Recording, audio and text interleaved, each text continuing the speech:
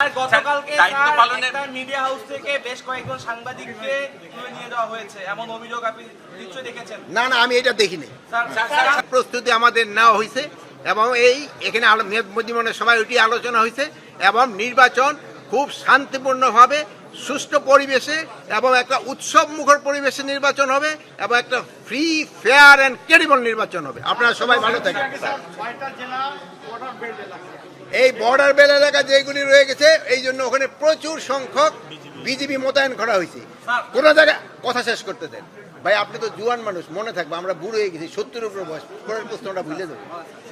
যদি ওই আপনারা জানেন 8 কিলোমিটারের ভিতরে সাধারণত সেনাবাহিনী যায় না, আমরা যদি ওরকম প্রয়োজন পড়ে সেনাবাহিনী ওই জায়গায় যাবো। গতকালকে একটা মিডিয়া হাউস থেকে বেশ কয়েকজন সাংবাদিককে তুলে নিয়ে যাওয়া হয়েছে এমন অভিযোগ আপনি নিশ্চয়ই দেখেছেন। না না, আমি এটা দেখিনি।